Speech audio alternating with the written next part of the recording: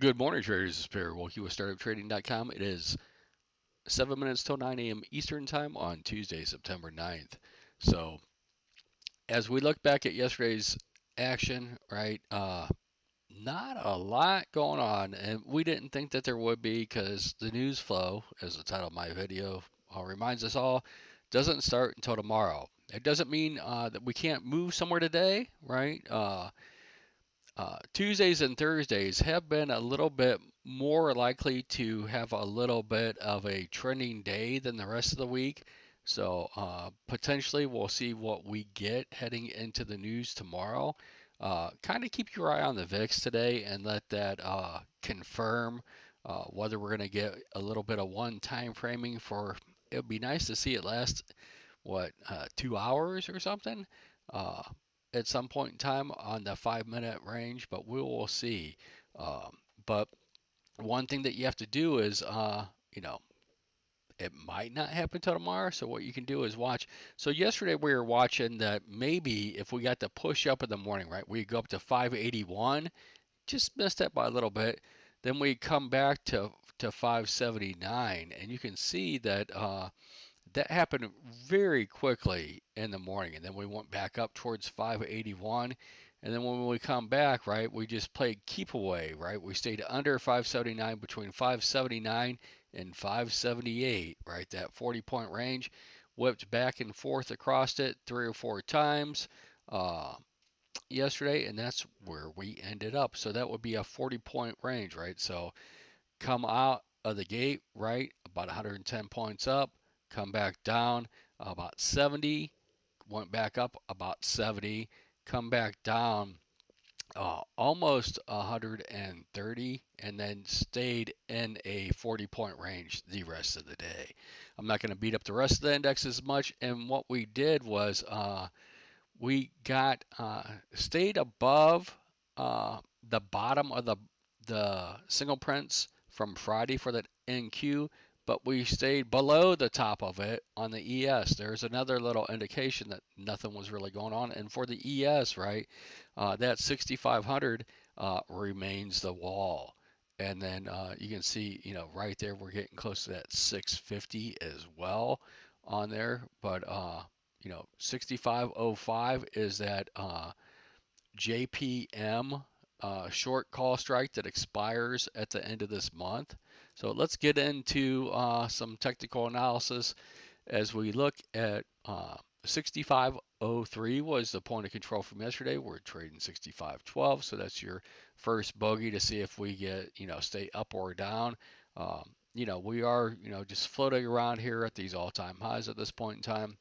And as we look at the indexes, just still uh, in this range, right? We've really got into it and haven't done. If you look at the 2 day range, that's from July 31st and August 1st on both of these indexes. Uh, while we've failed to maintain above it on the NASDAQ, right, we're just kind of playing a little bit of keep away in the last few sessions up here. But you can see volatility is contracting, right, because uh, we're coiling up, right, for a move tomorrow and uh, Thursday that's going to have to do with the real catalyst. But it doesn't mean that we can't get something happening today and form some structure uh, just because the market's thin. So as we look at where we're at, we have breached above yesterday's high for the Russell, uh, for the ES, and for the Dow. The Nasdaq didn't happen, and you can see that we've though we've breached across it a few times. If you really just want to look at 23,000, let's just call it 900. You really need to start staying above that to do something above. So let's look at positioning now.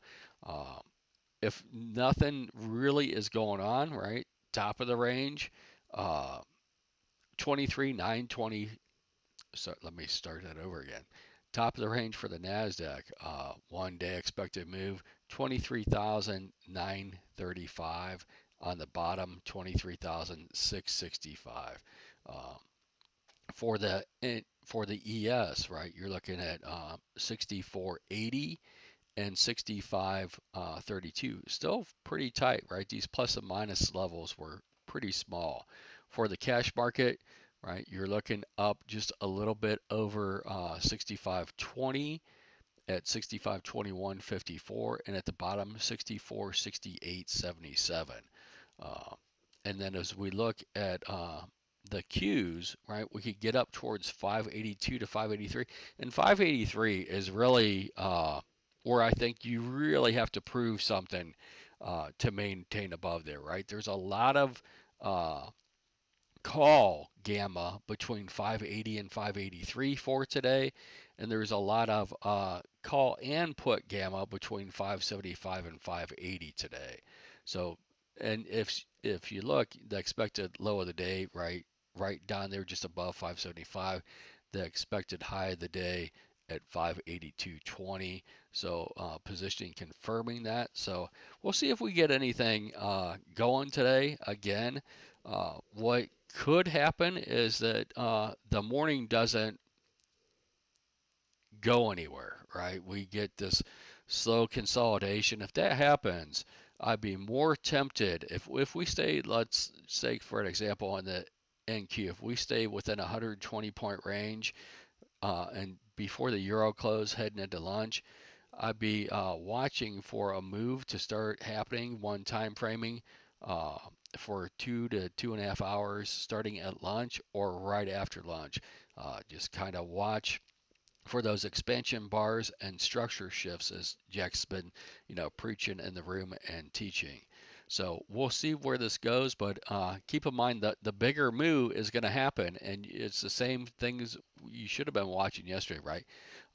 For a move to happen to the upside, the ES needs to start trading and holding above. I don't care if you trade the Nasdaq or the ES, right? The Nasdaq, for a move to be sustained above, we need to start printing and holding above. Um, 65.25 and below. Uh, we need the NASDAQ to start trading below 695. Keep in mind that as we go down to 695, you're getting closer to this expected low of the day. So as we one time frame down there, I would start trailing it to runners, right, to see if it can maintain that there. And if you're just looking for day trade action and not being a greedy pig, like a lot of us can have that problem from time to time, uh, that would be your ideal exit. I do want to point out that the call walls have shifted up higher, right? You're looking at 6,600 now for the cash market, so that's 100 handles higher for the ES. And for the Qs, you're looking up at 600 for the week, 590, and then 600. That will be 4 to 800 points higher than we're currently trading in the NQ. And we'll see. You can look at the crunch these things in and look at the downside as well if we start getting that. So keep in mind that there's probably a 35% chance that we're gonna at least get to and maintain over these, and then whether we're one time frame or not, or just that shitty uh, 40 to 70 to 80 point consolidation ranges, and then with the coin flip into the close heading into tomorrow. But the real catalyst news wise is tomorrow and Thursday, with Thursday actually being bigger. I hope this helps you guys have a great day, and I'll talk to you tomorrow. We'll see what